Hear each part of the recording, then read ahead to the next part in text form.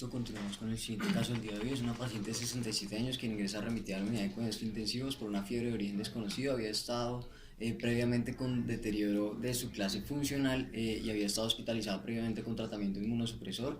Ingresa en mal estado general.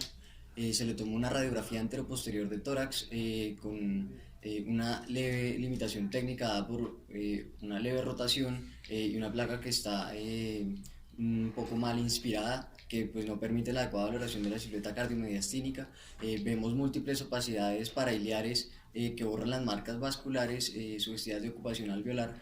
Sin embargo, el hallazgo que llama mucho la atención y al cual voy a enfocar el caso el día de hoy son la presencia de estas múltiples opacidades, algunas nodulares, algunas lineales que tienden a ramificarse, que tienen entre comillas una densidad muy similar a la cortical ósea y pues nos hablan de calcificaciones.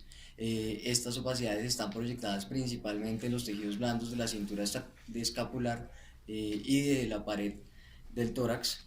En una escanografía que se le toma a la paciente con motivo de averiguar cosas de su fiebre de origen desconocido, caracterizamos mejor estas múltiples calcificaciones como hiperdensidades muy similares en densidad a las que tiene el hueso, que abarcan desde la capa cutánea, la capa subcutánea hasta el plano de las fascias musculares.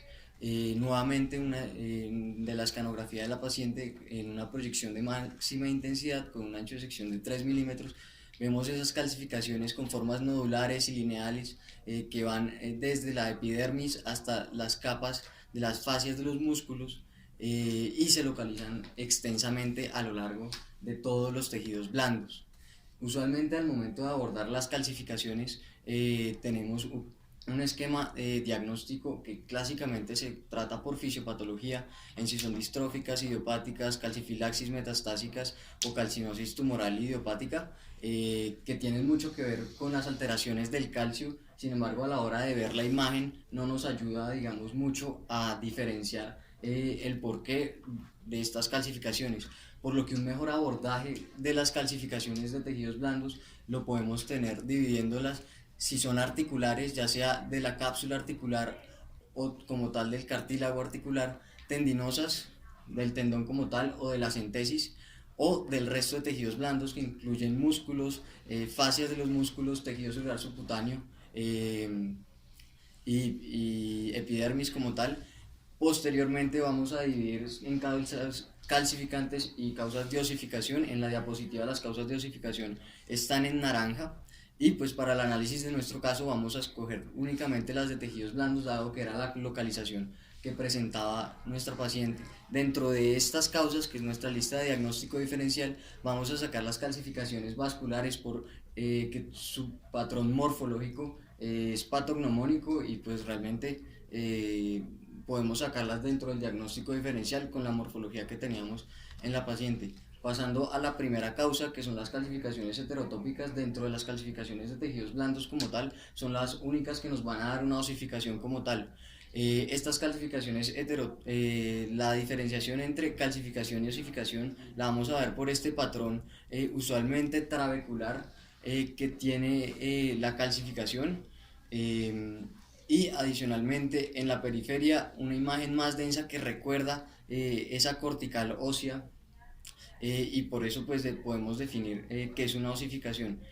Las calcificaciones heterotópicas se dan en el contexto de la miositis osificante, que es un trastorno postraumático que sucede usualmente de 6 a 8 semanas posterior al trauma de un músculo, usualmente porque los fibroblastos que están en la lesión inflamatoria se diferencian a células productoras de hueso por exponerse usualmente a proteínas morfogénicas óseas. Lo que vamos a encontrar ya es un músculo que está atrófico en el contexto pues de una masa o una osificación muy bien definida en un paciente que ha tenido el antecedente de un trauma. Por la localización y las características intrínsecas pues de esto lo podemos descartar dentro de la lista del diagnóstico diferencial. El siguiente diferencial pues de esas calcificaciones de tejidos blandos son los tumores. Las calcificaciones de tejidos blandos en tumores las vamos a ver de diferentes maneras. Sin embargo, lo más importante en recordar aquí son las otras alteraciones que vamos a ver en las calcificaciones tumorales, como es este caso en el que vemos, aparte de esas calcificaciones nodulares en tejidos blandos, la presencia de una masa de tejidos blandos que se asocia en la cortical ósea a una reacción perióstica perpendicular, una discontinuidad de esa cortical, y a un reemplazo de la trabeculación normal del hueso por una matriz ósea, en este caso de un osteosarcoma de la tibia de una paciente institucional. No solo el osteosarcoma puede producir estas calcificaciones en tejidos blandos, hay otros tipos de tumores, los tumores productores de cartílago, que pueden tener localizaciones extraóseas, que clásicamente nos van a dar esas calcificaciones en puntos y comas, y otro tipo de tumor que también nos puede dar calcificaciones en tejidos blandos es el sarcoma sinovial, que hasta en el 30% de los casos nos va a dar calcificaciones puntiformes. Por las características, digamos que nuestras calcificaciones no tenían ninguna alteración ósea, alteración perióstica, por lo que descartamos causas tumorales. La calcinosis tumoral primaria también está dentro de la lista diferencial. Este es un trastorno genético primario, también llamado enfermedad de Teuch-Lander. Puede tener o no alteraciones del calcio, se da usualmente hacia la segunda década de la vida. Tenemos esas calcificaciones nodulares confluentes que se desarrollan como tal en la segunda década de la vida en localización periarticular, que son nodulares y que describen de manera clásica que pueden tener niveles líquido-líquido en su interior.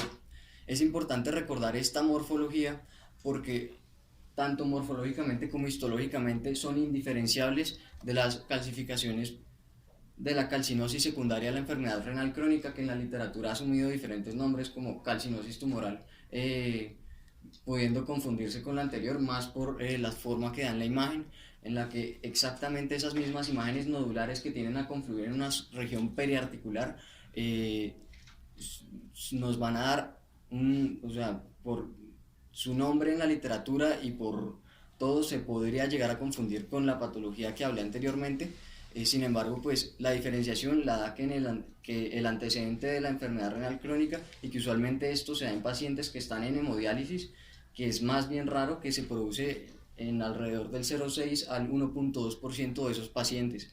Por las características nodulares, los niveles líquido-líquido y la localización periarticular, nuestra paciente, digamos que podemos descartarle esto dentro de la lista del diagnóstico diferencial.